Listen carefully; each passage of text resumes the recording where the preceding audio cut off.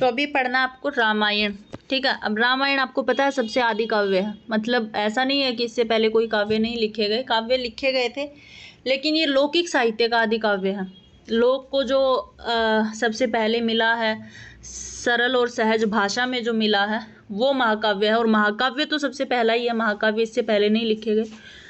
तो ये आदि काव्य माना जाता है रामायण, और इसी वजह से ये आदि काव्य है। तो वाल्मीकि अपने आप में ही आदि कवि हो जाते हैं। आर्ष कवि हैं क्योंकि वो ऋषि हैं, ऋषि के द्वारा लिखा गया है। तो ये भी ध्यान रख लेना कि आदि काव्य भी है, आर्ष काव्य भी है, और वाल्मीकि क्या है, आर्ष कवि भी हैं और आदि कवि भी हैं। तो वही है, रामायण वाल्मीकि के द्वारा लिखी गई है और वाल्मीकि आदि कवि हैं और 7 कांडों में लिखी गई है। इसमें कोई कांडों में विभाजित होता है, कोई सर्गों में विभाजित है, कोई पर्वों में विभाजित है। जो रामायण है तो वो हमारी 7 कांडों में विभाजित है। और कोई कहते हैं कि पहले रामायण में जैसे उत्तरकांड बाद में जोड़ा गया है, बालकांड और उत्तरकांड बाद में जोड़ा गया है, लेकिन ऐसा नहीं है। जैसे इनकी घटना देखी जाती है वैसे यही लगता है कि ये 7 के 7 कांड जो हैं वो वाल्मीकि के द्वारा ही लिखे गए हैं।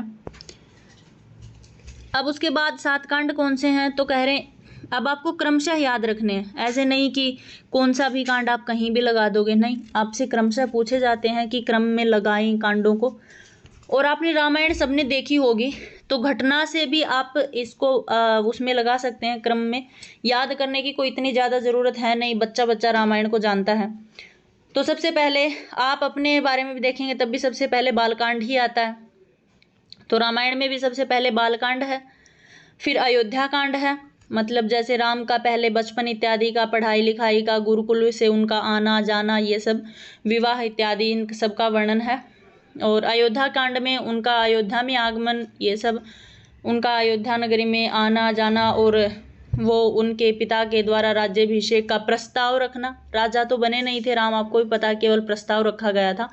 उसके बाद कैकेयी ने जो किया था वो भी आप सभी जानते हैं कि उन्होंने 2 वर मांग लिए थे और इसकी वजह से ये इनको वनवास मिल गया था। फिर दशरथ की मृत्यु इत्यादि हो गई थी। तो अयोध्या कांड में पूरा देखा जाए तो चित्रकूट तक की कथा वर्णित है। जब भरत आ जाता है वापस से ननिहाल से और राम को लेने के लिए चला जाता है, और चित्रकूट से राम अपने चरण पादुका दे करके वापस भेजते हैं, यहाँ तक का जो सर्ग है वो अयोध्या कांड के अंतर्गत आता है। उससे आगे अरण्य कांड है। अब यहाँ से राम का अरण्य का जीवन शुरू होता है। ये दंडकारण्य में जाते हैं, राक्षस इत्यादि को मारते हैं। वहाँ जो लक्ष्मण हैं उनके साथ में वो बहुत अच्छी पर्णकुटी बनाते हैं, एक अपनी बनाते हैं, एक राम की और सीता की बनाते हैं, और कई सारे राक्षसों का युद्ध यहाँ पर होता है। यहीं पर सबसे पहले इन्होंने खर और दूषण को मारा था, 14,000 सैनिकों के साथ में मारा था। तो देखा जाए तो यहाँ से ही रावण को एक प्रकार से युद्धनाद दे दिया है राम ने। राक्षसों को मरने की शुरुआत यहाँ से हो चुकी है। तो ये सब घटना यहाँ तक है। उसके बाद सीता का हरण इत्यादि भी इसी के अंतर्गत आता है। जटायु का मरना और शबरी का बताना। शबरी एक शूद्र कुल उत्पन्ना थी। वहीं बताती हैं कि आप किष्किंधा पर चले जाइए। तो शबरी इनको बताती है कि आप पंपा सरोवर पर जाइए और वहाँ आपको क्या बोलते किष्किंधा के राजा सुग्रीव मिलेंगे, वहाँ से इनकी मैत्री इत्यादि का वर्णन है। तो यहाँ शबरी का जब लास्ट होता है, शबरी इनको वहाँ पर भेजती है, ऋष्यमुख पर्वत के ऊपर भेजती है। तो वहाँ अरण्य कांड का हम अंत समझते हैं और वहाँ से किष्किंधा कांड शुरू होता है। किष्किंधा की घटना भी आप जानते हैं कि सुग्रीव और बाली दोनों भाई होते थे और बाली सुग्रीव को मार करके या अपने राज्य से निष्कासित करके स्वयं राजा बना हुआ था। उसके बाद राम बाली को मारते हैं और सुग्रीव का साथ देते हैं, सुग्रीव से मैत्री करते हैं। वानर सेना इनका पूरा साथ देती है सीता को ढूंढने में। यहाँ ये किष्किंधा कांड में है। उसके बाद सुंदरकांड है इससे आगे, और सुंदरकांड में बहुत सारी घटनाएं इनको मिलती हैं। एक तो सबसे इसलिए है कि ये यहाँ पर सीता का पता लगता है कि जो सीता है वो अशोक वाटिका के अंदर है, और हनुमान के द्वारा पता लगता है। और इस कांड का जैसे वैसे तो पूरी रामायण का नायक हम राम को मानते हैं, लेकिन सुंदरकांड का जो नायक है वो हनुमान है। ये बात आप ध्यान में रखना, क्योंकि इसमें जो भी घटनाएं होती हैं वो हनुमान के द्वारा की जाती हैं। उनका चाहे सागर लांघना हो, अशोक वाटिका का विध्वंस करना हो, सीता का पता लगाना हो, लंका को जलाना हो, और रावण के पुत्र अक्षय कुमार को मारना हो, मतलब सारे जो कार्य हैं वो हनुमान के द्वारा किए गए हैं। इसलिए इस कांड का जो नायक है वो हनुमान माने जाते हैं। आगे इससे सुंदरकांड से आगे जो है वो युद्ध कांड है। युद्ध कांड तो आप जानते ही हैं, रावण जितने भी ये लोग थे, रावण थे, विभीषण थे, विभीषण नहीं सॉरी, ये जो भी कुंभकर्ण इत्यादि हैं, मेघनाद हैं, सबका यहाँ पर वध होता है। और राम का राज्याभिषेक भी इसी के अंतर्गत है, अयोध्या में आगमन भी हो जाता है, उधर से विभीषण का राज्याभिषेक भी इसी के अंतर्गत होता है, और सीता का परित्याग भी इसी के अंतर्गत होता है। तो ये सारे के सारे जो हैं वो युद्ध कांड के अंतर्गत समाहित हैं। उसके बाद उत्तरकांड में लव कुश का रामायण इत्यादि सीखना है, इसके राम के राज्य में आना, सीता का पाताल में गमन होना, ये जो सारी घटनाएं हैं, और रावण कौन था कौन नहीं था इसके बारे में अनेक ऋषियों के द्वारा बताना, ये सारी घटनाएं किसमें हैं? उत्तरकांड में हैं। अब कुल मिलाकर के इसमें पूरे सर्गों में, मतलब 7 कांडों में सर्ग हैं 645 सर्ग। लेकिन कई बार हमें प्रश्न मिलता है कि 500 सर्ग हैं रामायण में, तो इसलिए मिलता है कि 500 से कम नहीं है, 500 कांड तो हैं ही हैं, और ऋषि ने स्वयं लिखा है कि 50 कांडात, तो इसलिए हम मानते हैं कि 500 कांड हैं, 500 सर्ग हैं। लेकिन कुल मिलाकर के अगर देखा जाए तो 645 सर्ग हमें मिलते हैं। तो आपको पक्का पूछा जाए तो 645 सर्ग हैं, और पक्का न पूछा जाए 500 सर्ग आ जाए तो वो भी हमारे लिए सही है कि भाई हाँ 500 सर्ग हैं रामायण में। अब थोड़ा ये भी देख लो कि कौन से कांड में कितने सर्ग हैं। तो बाल कांड में 77 सर्ग हैं, आपको ध्यान में रखना है। अयोध्या कांड में 119 सर्ग हैं, अरण्य कांड में 75 सर्ग हैं, किष्किंधा कांड में 67 सर्ग हैं, सुंदर कांड में 68 सर्ग हैं, और युद्ध कांड में 128 सर्ग हैं, और उत्तर कांड में 111 सर्ग हैं। तो सबसे छोटा जो सर्ग है वो है किष्किंधा कांड, इसमें 67 सर्ग हैं, और सबसे बड़ा जो कांड है वो है युद्ध कांड, इसमें 128 सर्ग हैं। तो ये सारी बातें आपको ध्यान में रखनी है, और कुल मिलाकर के 645 सर्ग रामायण के अंतर्गत मिलते हैं, और 7 कांड हैं। 7 कांडों का क्रम ये है। इसके बाद अगर श्लोकों की बात की जाए, आपको पता है रामायण में श्लोक हैं, तो श्लोक हैं 24,000 श्लोक हैं। अब 24,000 श्लोक हैं, इसलिए इसको चतुर्विंशति शास्त्रीय संहिता कहा जाता है।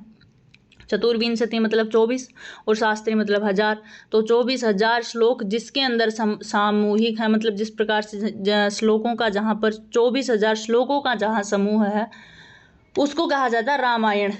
ठीक है। अब रामायण लिखी गई है अनुष्टुप छंद में, ये नहीं कि हर जगह अनुष्टुप छंद है, क्या पता कई जगह पे, क्योंकि सर्गों का क्या होता है ना, सर्ग के अंत में छंद का परिवर्तन होता है, ये महाकाव्य की विशेषता है।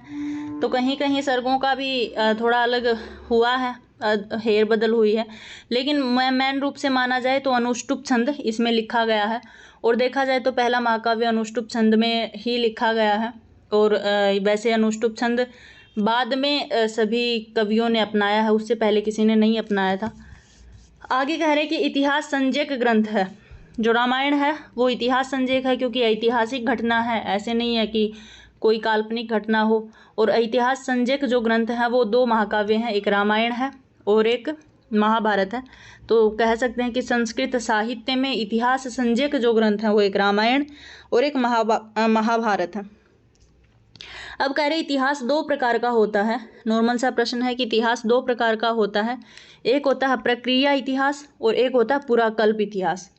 अब प्रक्रिया इतिहास क्या होता है कि एक ग्रंथ होता है और उसका एक ही नायक होता है, उस ग्रंथ को हम बोलते हैं प्रक्रिया इतिहास। और पुराकल्प में क्या होता है, ग्रंथ एक होता है लेकिन नायक अनेक होते हैं, तो वो होता है पुराकल्प इतिहास। तो अब आप सिंपली पता ही आपको, रामायण में राम नायक हैं, तो रामायण जो है वो प्रक्रिया इतिहास है, इतिहास ग्रंथ है। और महाभारत है तो महाभारत में कृष्ण नायक हैं, भीष्म नायक हैं, द्रोण नायक हैं, अर्जुन, युधिष्ठिर, दुर्योधन, सब के सब अपने अपनी जगह पे नायक हैं। तो ग्रंथ एक है लेकिन नायक वहाँ पर अनेक हैं, इसलिए महाभारत पुराकल्प नामक इतिहास के अंतर्गत आता है। तो ये बात आपको ध्यान में रखनी है। आगे क्या कहते हैं, रामायण क्या है, तो रामायण एक आदि काव्य है, एक इतिहास यानी ऐतिहासिक काव्य है, और ऋषि के द्वारा लिखा गया, इसलिए एक आर्ष काव्य भी रामायण को कहते हैं। आगे कहते हैं कि मूल रामायण किसे कहते हैं, तो मूल रामायण बालकांड को कहा जाता है। ये एक संज्ञा है, क्यों, एक तो रामायण है लेकिन मूल रामायण कौन सी है, तो बालकांड है, क्योंकि बालकांड में ही शुरुआत में आकर के नारद पूरे राम की घटना, पूर्ण रूप से राम के जीवन चरित्र को एक बार के लिए वाल्मीकि को सुना देता है। बाद में वाल्मीकि कांडों के हिसाब से उसका वर्णन करते हैं, हमारे सामने प्रस्तुत करते हैं। लेकिन वाल्मीकि ने तो एक बार नारद के मुंह से अपनी सारी राम का चरित्र जो है, रामचरित है, पूर्ण रूप से सुन लिया है। इसलिए बालकांड को क्या कहा जाता है? मूल कांड कहा, यानी मूल रामायण कहा जाता है। आगे कहते हैं वाल्मीकि लेखक हैं और राम नायक हैं, दोनों समकालीन थे। आपको पता है राम के समय में ही वाल्मीकि थे। ऐसा नहीं है कि राम की घटना हो चुकी है उसके बाद वाल्मीकि पैदा हुए हों और फिर वाल्मीकि ने रामायण लिखी हो। जैसे आजकल हमारे शिशुपाल वध हैं, नैषधीय चरित हैं, तो इनकी घटनाएं हैं वो बहुत पहले हो चुकी हैं, लेकिन लेखक बाद में आए हैं। लेकिन रामायण में ऐसा नहीं है, राम और वाल्मीकि दोनों समकालीन हैं कि नायक भी तब उपस्थित था और लिखने वाला लेखक भी तभी उपस्थित थे, एक ही काल के हैं दोनों। आगे कह रहे हैं कि रामायण क्यों लिखी गई थी, तो कह रहे ब्रह्म के आदेश से वाल्मीकि ने रामायण लिखी थी। ब्रह्मा के आदेश से लिखी थी और नारद ने घटना सुनाई थी, लेकिन आदेश किसका था? ब्रह्मा का आदेश था। ब्रह्मा ने कहा था कि जो आप रामायण लिख रहे हैं वो पद्यात्मक रामायण होनी चाहिए, ऐसा नहीं कि आप गद्यों में लिखें। तो इसीलिए इन्होंने अनुष्टुप छंद में पूरी बांधी रामायण को और ब्रह्मा के आदेश से इन्होंने रामायण लिखी थी। आगे कह रहे कि राम की कथा नारद के मुंह से सुनी थी, आप सब जानते हैं, इसमें बताने की कोई बड़ी बात है नहीं। आगे कह रहे इतिहास पुराणम पंचमम वेदाना वेदः, तो ऐतिहासिक और पुराण इत्यादि को पांचवें वेद के नाम से जाना जाता है। इतिहास के अंतर्गत रामायण और महाभारत, पुराण इत्यादि सब आते हैं, तो इनको पंचम वेद की संज्ञा दी गई है। आपको पता होगा, सब जगह पढ़ा होगा कि पुराणों को पांचवां वेद माना जाता है, महाभारत को पांचवां वेद माना जाता है, रामायण को पंचम वेद की संज्ञा दी गई है। आगे करें रामायण का मंगलाचरण। अब मंगलाचरण कई तो बोलते हैं ना कि रामायण का प्रथम श्लोक है मां निषाद प्रतिष्ठा, नहीं, ये इसका पहला श्लोक नहीं है। इनका प्रथम श्लोक है जिसमें तपः स्वाध्याय निरतम तपस्वी वाग विदाम वरम, इस प्रकार से श्लोक आता है जो वस्तु निर्देशात्मक नांदी पाठ को और प्रदर्शित करता है कि यहीं पर स्वाध्याय कर रहे ऋषियों ने इत्यादि ने पूछा, वो शिष्यों इत्यादि ने पूछा, तो इन्होंने अपनी रामायण को कहना शुरू किया। तो यहाँ से इन्होंने कोई नमस्कार इत्यादि न करके सीधा एक कथा का वाचन कर दिया है, मतलब वस्तु का निर्देश कर दिया है। इसीलिए इसका रामायण का जो मंगलाचरण है वो कैसा है? वस्तु निर्देशात्मक मंगलाचरण हमें मिलता है। अब रस इसमें कौन सा है? तो इसमें प्रधान जो रस है वो करुण रस है और बाकी अन्य सारे रस इसके अंतर्गत मिलते हैं। तो बाकी लेकिन मोटे मोटे तौर से अगर देखा जाए तो करुण रस की प्रधानता है। चाहे प्रथम में इनके पुत्रों की उत्पत्ति न होना वो भी एक प्रकार से करुणा का विषय है, फिर कैकेयी के द्वारा इनका निकाला जाना वो करुणा का विषय है, जंगलों में भटकना वो करुणा का विषय है। उसके बाद सीता का चले जाना, मतलब सीता का हरण हो जाना ये विषय, जटायु का चाहे वध हो वो विषय, बाली का मरना हो, सीता का वापिस रावण इत्यादि का वध हो, सीता का वापिस आकर के फिर से राम द्वारा निष्कासित कर देना हो, तो मोटी मोटी जो घटनाएं हैं वो सारी की सारी करुण के अंतर्गत हैं। इसलिए रामायण एक करुण रस प्रधान काव्य बन जाता है। बाकी अनेक रसों का प्रयोग यहाँ पर हुआ है, कहीं वीर रस का प्रयोग है, कहीं श्रृंगार रस का प्रयोग है, कहीं बीभत्स इत्यादि रस का प्रयोग है। तो ये सारे रस इसके अंतर्गत अंगिरस नहीं बन पाते। अंगिरस इसका करुण रस है और अंग रस में बाकी सारे रस रहते हैं। ऐसे ही कह रहे कि अनुष्टुप छंद का प्रथम रचयिता वाल्मीकि को माना जाता है और अशोक ने ऐसा, अश्वघोष ने ऐसा बुद्ध चरित में कहा है कि अनुष्टुप छंद की रचना ही वाल्मीकि के द्वारा हुई है।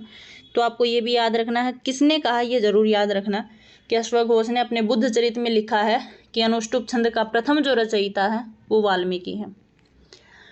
अब रामायण के ऊपर अनेक संस्करण मिलते हैं कि रामायण शुरुआत में कहाँ से प्रकाशित हुई थी, किस जगह से प्रकाशित हुई है, पब्लिकेशन कौन सा है और कौन से समय में प्रकाशित हुई है। तो सबसे पहले होता बम्बई संस्करण। जो रामायण है वो बम्बई से प्रकाशित हुई है। बम्बई जो संस्करण है वो बहुत बड़ा संस्करण है, देवनागरी संस्करण इसको कहते हैं, और यहाँ पर 1902 निर्णय सागर प्रेस से ये सबसे पहले प्रकाशित हुई है। केपी परब द्वारा संपादित की गई है, तो आपको ये याद रखना है केपी के द्वारा संपादित की गई है। और 1902 में निर्णय सागर प्रेस बम्बई संस्करण से प्रकाशित हुई है और ये सबसे लोकप्रिय संस्करण माना जाता है बम्बई संस्करण। लगभग पुस्तकें यहाँ से, प्राचीन जो पुस्तकें हैं, हमारा जो प्राचीन इतिहास है वो यहीं से प्रकाशित होता रहा है। उसके बाद इन्होंने जो केपी ने जो रामायण प्रकाशित की उसके ऊपर नागेश भट्ट की तिलक टीका मिलती है। शिरोमणि, भूषण टीका इत्यादि इसके ऊपर मिलती हैं। सभी का ग्रिफिथ ने अंग्रेजी में भी अनुवाद किया है। ये जितनी रामायण की टीकाएं मिलती हैं, तो ग्रिफिथ आपने कल पढ़ा होगा कि जर्मन या इंग्लिश के अंग्रेजी के अनुवादक हैं। वेदों का भी इन्होंने काफ़ी अंग्रेजी में अनुवाद किया है। ग्रिफिथ ने सामवेद का किया है, यजुर्वेद का किया है। तो वही ग्रिफिथ हैं कि इन्होंने रामायण का अंग्रेजी में अनुवाद किया है। दूसरा संस्करण मिलता हमें बंगाल संस्करण। अब बंगाल संस्करण कह रहे हैं इटालियन जी गोरेशियो के द्वारा यहाँ से रामायण है वो प्रकाशित की गई थी। ये इटालियन है जी गोरेशियो, और इन्होंने संस्करण भेजा है 1843 से लेकर के 1867 के बीच में इन्होंने रामायण को संपादित किया है। अनेक खंडों में फिर प्रकाशित करते रहे हैं। कभी पहला खंड प्रकाशित किया, फिर दूसरा खंड किया।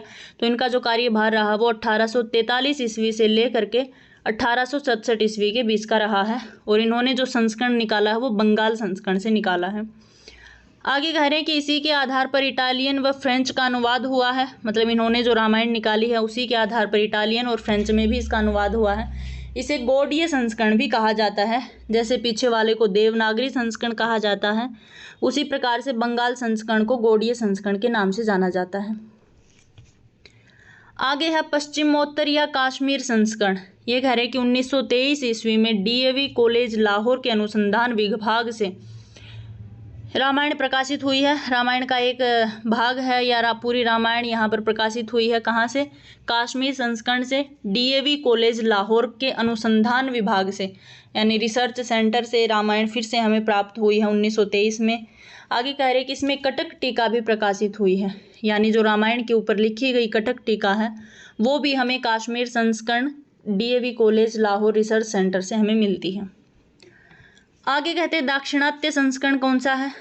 दाक्षिणात्य संस्करण से हमें रामायण मिलती है। तो कह रहे हैं मद्रास के कुंभकोणम से 1929 में प्रकाशित हुआ है। और ये जो संस्करण है वो बम्बई से लगभग मिलता जुलता संस्करण है। जो सबसे पहले बम्बई संस्करण है वहाँ से प्रकाशित हुई जो रामायण है उसी से मिलता जुलता ये संस्करण प्राप्त होता है। लेकिन कहाँ से? मद्रास के कुंभकोणम से 1929 में रामायण प्रकाशित हुई है। अब है देखो कांडों का विषय। आपसे पूछा गया है, पेपर में आपके सिलेबस में डाला गया है कि इसकी कथा वस्तु का वर्णन कीजिए। कथा वस्तुओं का कि कौन से कांड में कौन सी कथाएं घटित हुई हैं। आपको पता है, बस एक बार थोड़ा सा ये सीक्वेंस में लगाना है कि ये यहाँ से लेकर के यहाँ तक की जो घटना वो बालकांड की है, यहाँ से यहाँ तक की अरण्यकांड की है। बाकी तो आप कौन ऐसा है जो रामायण की घटनाओं को नहीं जानता है। तो आरंभिक चार सर्गों में रामायण की रचना की पूर्व पीठिका दी गई है। ये आप ध्यान में रखना कि बालकांड है, बालकांड में 77 सर्ग हैं और 77 सर्गों में शुरू के 4 सर्गों में रामायण की रचना को एक पूर्व पीठिका के रूप में दर्शाया गया है। मूल रामायण बालकांड के प्रथम सर्ग में ही प्राप्त हो जाती है कि जहाँ पर नारद आते हैं और वाल्मीकि को पूर्ण रूप से रामायण सुनाते हैं, पूरी रामायण की राम की कहानी सुनाते हैं, तो वो आपको प्रथम सर्ग में मिल जाता है। इसलिए आपसे पूछा जाए कि रामायण में मूल रामायण कहाँ मिलती है, तो मूल रामायण बालकांड के प्रथम सर्ग में आपको प्राप्त होगी। आगे कह रहे हैं कि इसमें क्रौंच का वध है। यहाँ पर आकर के मां निषाद प्रतिष्ठा वाला श्लोक आप पढ़ते हैं। यहाँ पे क्रौंच का वध हो जाना, अयोध्यापुरी का वास्तविक रूप से वर्णन इसमें मिलता है।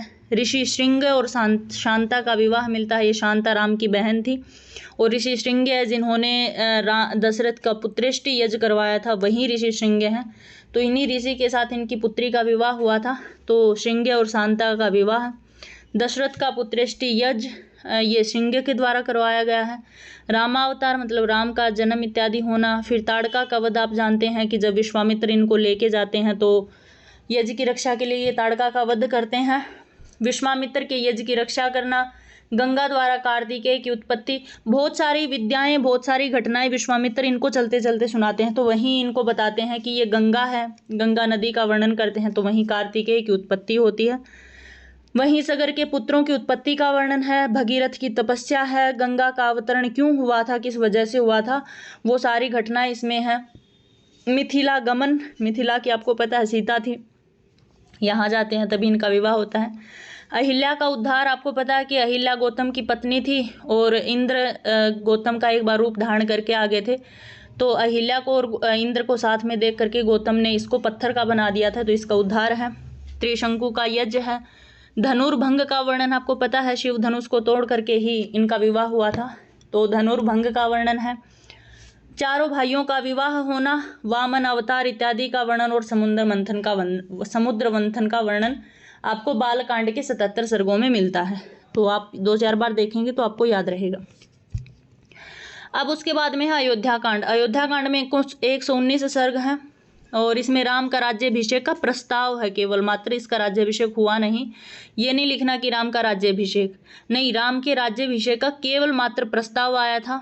कैकेयी मंथरा का वर्णन आपको पता है, दशरथ का विलाप, राम का वन में चले जाना, स्त्रियों का विलाप होना, निषाद राजगुह का वर्णन, क्योंकि पहली रात्रि इन्होंने यहीं व्यतीत की थी। भारद्वाज आश्रम का वर्णन, वैसे तो सारे के सारे आश्रमों का जो वर्णन है आपको, अगस्त्य ऋषि का आश्रम हो गया, मार्कंडेय ऋषि का आश्रम हो गया, जितने भी आश्रम आपको मिलेंगे वो अरण्यकांड में मिलेंगे। लेकिन ये भारद्वाज आश्रम का जो वर्णन है ये इधर प्रयागराज में ही रह जाता है। तो जब ये चित्रकूट जा रहे थे उससे पहले ये चलते चलते इन्होंने भारद्वाज आश्रम का वर्णन किया था। तो एकमात्र भारद्वाज आश्रम आज भी आपको मिलता है तो यही मिलता है प्रयागराज में। तो आपको ध्यान में रखना है कि एक ऋषि ऐसे हैं जिनका आश्रम का वर्णन आपको अयोध्या कांड में मिलेगा, बाकी सारे ऋषियों का जो वर्णन है वो अरण्य कांड में मिलेगा। आपको पता है ऋषि यहाँ पर अरण्य में ही रहते थे। आगे चित्रकूट की महत्ता का वर्णन है, दशरथ की मृत्यु हो जाती है, उसके बाद करुण विलाप होता है, अंत्येष्टि का संस्कार करने के लिए भरत इत्यादि शत्रुघ्न को ननिहाल से बुलाया जाता है और भरत को पीछे से पूरी घटनाओं के बारे में पता चलता है कि उसकी माता ने राम को वन का वनवास दिया है और भरत के लिए राज्य बचाया है, तो भरत का राज्य से लेना अस्वीकार कर देना, भरत की वन यात्रा, फिर ये चित्रकूट के ऊपर गमन करते हैं, भरत का संताप, राज चिन्ह चरण पादुकाएं देकर के राम का भरत को लौटाना है, अयोध्या में आगमन हो जाना है, जाबाली का नास्तिक मत एवं राम द्वारा खंडन करना है, अनसुईया द्वारा सीता को सत्कार करना है। आपको पता होगा कि अनसुईया ने बहुत बड़ा उपदेश दिया था सीता को पतिव्रत का धारण करते और कुछ वस्त्र भी दिए थे, ऐसे वस्त्र की आप अगर बहुत सालों तक 14 वर्ष तक आप पहनेंगे तो ये वस्त्र मैले नहीं होंगे, तो ये अनसुईया ने दिए थे। और पतिव्रत धर्म का आदेश आपसे पूछ लिया जाएगा कि सीता को पातिव्रत्य धर्म का उपदेश किसने दिया था, तो अनसुईया के द्वारा दिया गया था।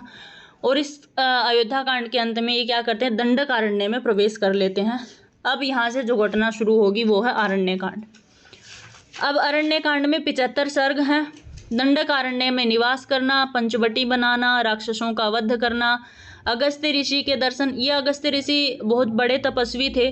अभी राम जिस समय तक दंडकारण्य में आए थे उससे पहले तक अगर राक्षसों की यहाँ पर आने की हिम्मत नहीं होती थी या बहुत अच्छे से यहाँ पर यज्ञ इत्यादि किए जाते थे, वो केवल और केवल मात्र अगस्त्य ऋषि के द्वारा। अगस्त्य ऋषि इनके बहुत सारे प्रपंचों को जानते थे, जो राम को सब प्रपंच इत्यादि सिखाते हैं, वरना राम को राक्षसों से लड़ने की इतनी विद्या नहीं आती थी। बहुत बड़ा उपकार अगर किया तो अगस्त्य ऋषि ने किया है, उससे पहले तो अगस्त्य ऋषि ही लड़ाई करते थे। पंपा सरोवर का वर्णन है, मार्कंड वर्णी मुनि की कथा है, पर्णकुटी का निर्माण है, हेमंत ऋतु का वर्णन है, शूर्पणखा का वर्णन आपको पता है अरण्य में ही आई थी शूर्पणखा, त्रिशिरा का वध है, 14,000 राक्षसों का वध है, खरदूषण का वध है, सीता का हरण भी यहीं से हुआ है और सीता को बचाते हुए ही जटायु का वध हुआ है। ये जटायु दशरथ के मित्र हुआ करते थे, तो इनके नाते इनकी पुत्र वधू हुई, तो इनका बचाते हुए इनका वध हो जाता है।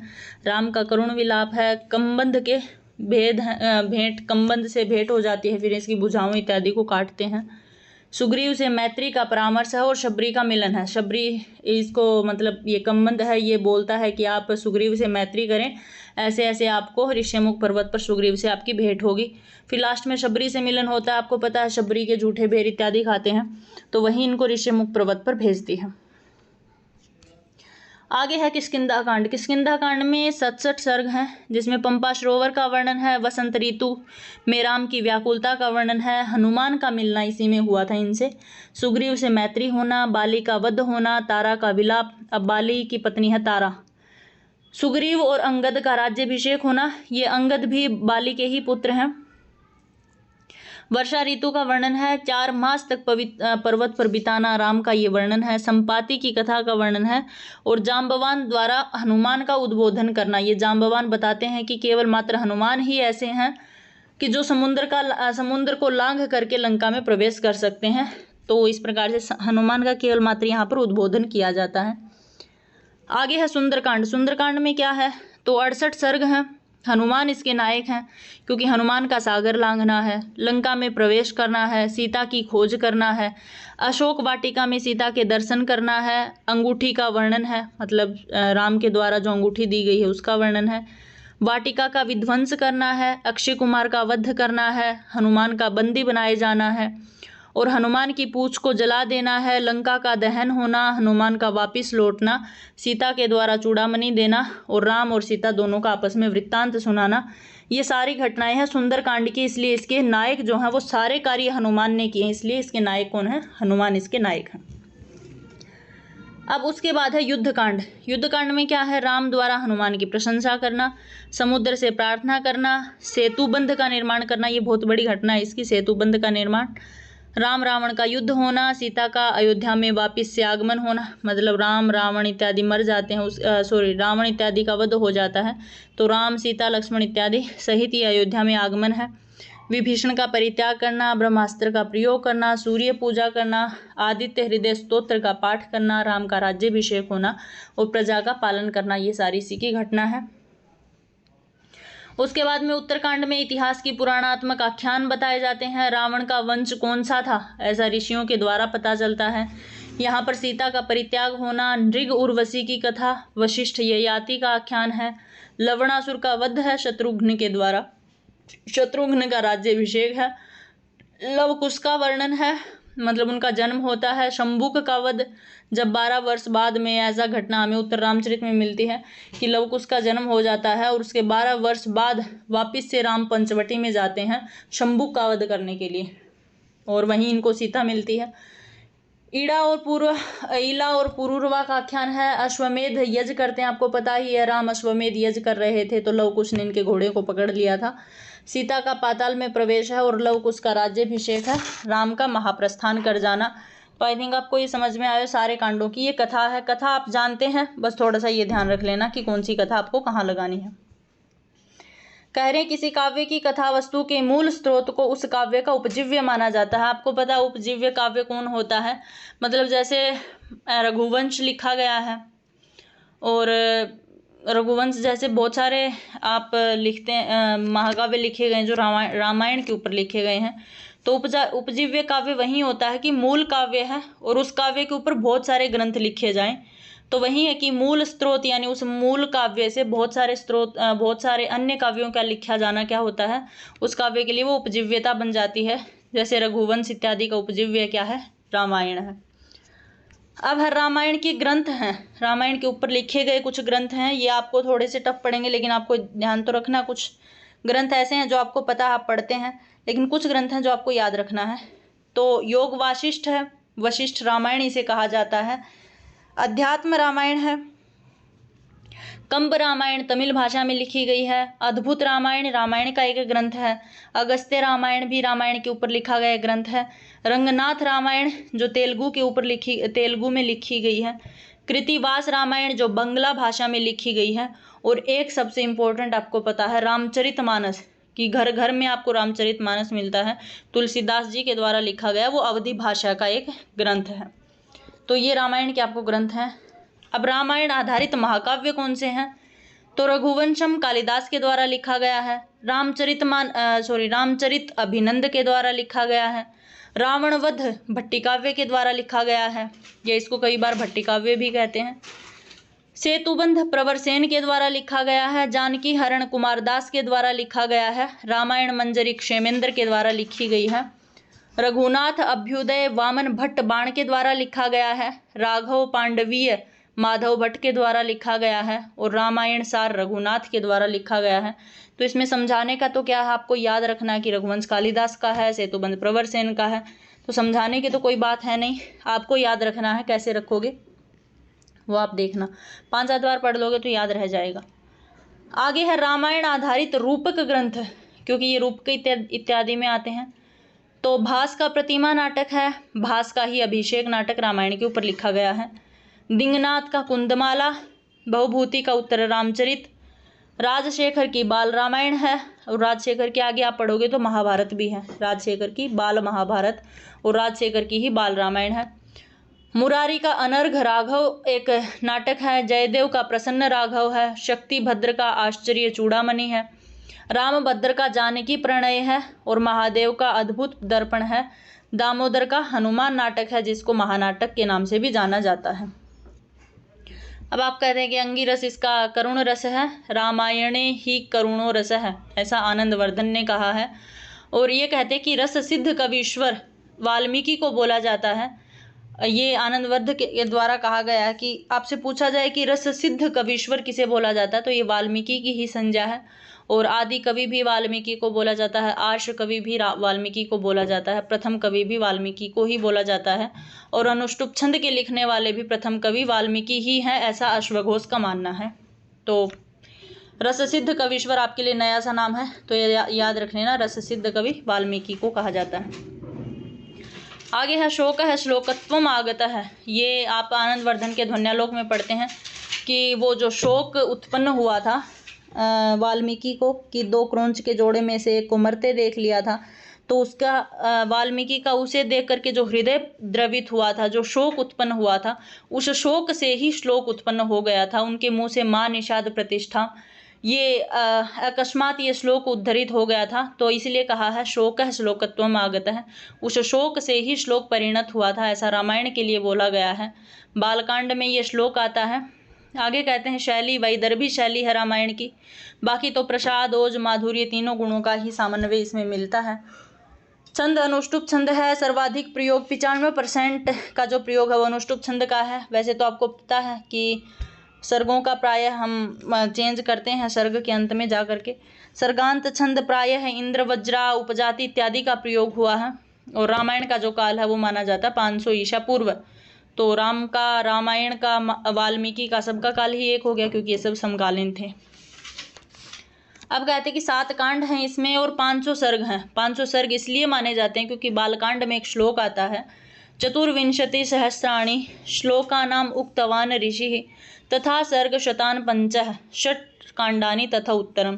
ये कह रहे कि चतुर्विंशति सहस्त्राणी 24,000 श्लोकों के द्वारा उक्तवान ऋषि ही, वाल्मीकि ऋषि के द्वारा उक्तवान यानी उक्त किए गए हैं, बोले गए हैं। और कह रहे सर्ग शतान 5 है और 500 सर्गों में बोले गए हैं। शतान मतलब 100, पंच मतलब 5, यानी 500 सर्गों में ये ऋषि के द्वारा श्लोक बोले गए हैं। और आगे कहा षट कांडानी 6 कांड हैं और आगे कहा तथा उत्तरम, और एक 7वां जो है वो उत्तर कांड के नाम से जाना जाता है।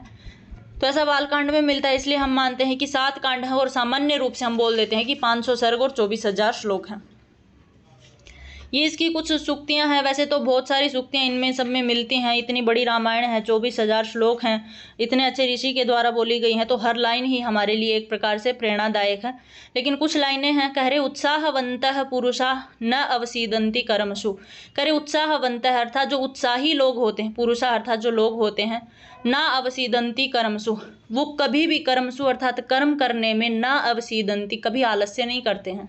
मतलब सीधी सी बात है, कोई उत्साह मनुष्य होता है जो अपने लक्ष्य को देख करके कार्य करता है, वो पुरुष कभी भी अपने कर्म सुकर्म को देख करके न अवसीदन्ति, कभी आलस्य को प्राप्त नहीं होता है, या वो कभी अपने कर्म को देख करके आलस्य नहीं करता है कि ये मेरे से नहीं होगा या मैं इसे नहीं कर पाऊंगा। इस प्रकार का आलस्य वो कभी नहीं करता है। आगे कह रहे हैं कि सुलभः पुरुषः राजन सततम प्रियवादिनः अप्रियस्य च पथ्यस्य वक्ता श्रोता च दुर्लभः। कह रहे कि हे राजन, सुलभा पुरुषः अर्थात सुलभ बोलने वाले जो लोग हैं और सततम प्रियमवादिन हैं और हमेशा सत्य बोलने वाले जो लोग हैं वो बहुत कम मिलते हैं। और ऐसे ही अप्रियस्य च पथ्यस्य, चाहे प्रिय न लगे कोई भी बात, ऐसा नहीं है, वैसे हमारे हित की जो बात होती है वो हमें प्रिय कभी नहीं लगती, इसलिए कहा है कि अप्रियस्य चाहे पथ्यस्य, चाहे बात पथ की हो, चाहे बात अच्छी हो, लेकिन अप्रियस्य वो बात प्रिय लगे या न लगे, ऐसे बोलने वाले जो लोग होते हैं वो वक्ता श्रोता च दुर्लभ है। ऐसे बोलने वाले लोग भी थोड़े दुर्लभ हैं और ऐसा सुनने वाले लोग भी बड़े दुर्लभ मिलते हैं। क्योंकि कोई बोलने वाला होता है तो हम नहीं बोलते, हमारे मम्मी पापा भी हमें कई बार ऐसे बोलते हैं कि पढ़ोगे तो ही कामयाब होगे, तो हमें ये बात थोड़ी अच्छी सी नहीं लगती है। तो वही कह रहे हैं कि हे राजन, हमेशा कोई बात मतलब अच्छी हो और वो हमें अच्छी लगे, ऐसे बोलने वाले लोग भी थोड़े हैं और ऐसे सुनने वाले लोग भी बड़े दुर्लभ होते हैं। तो ये रामायण की सूक्ति है। आगे कहा कुलीनम अकुलीनम वा वीरम पुरुषम मानिनम चारित्रमेव व्याख्याति शचिम व यदि व अशुचिम। तो इसकी तीसरी लाइन सबसे इम्पोर्टेंट है।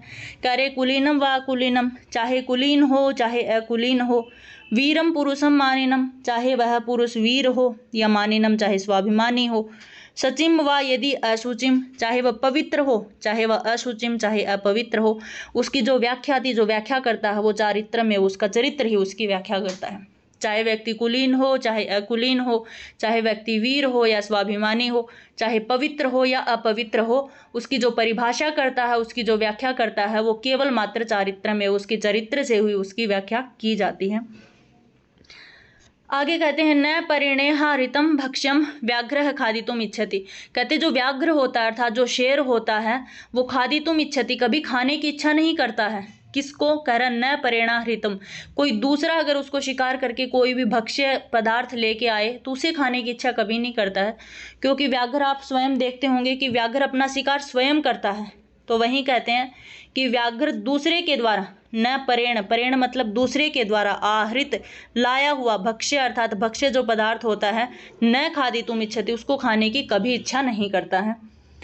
आगे कह रहे भयम भीताद ही जायते, कि डरे हुए व्यक्ति को भीताद अर्थात जो डर होता है वो ही जायते और भी ज़्यादा डरा देता है, कि डरे हुए व्यक्ति को डर और भी ज़्यादा डराता है। आगे है रिद्धि युक्ता ही पुरुषा न सहन्ते परस्तत्वम। ये कह रहे कि जो व्यक्ति स्वयं सिद्ध होते हैं, जो स्वयं सत्य युक्त व्यक्ति होते हैं, वो न सहन्ते परस्तत्वम, वो किसी दूसरे के तेज को नहीं सह सकते हैं।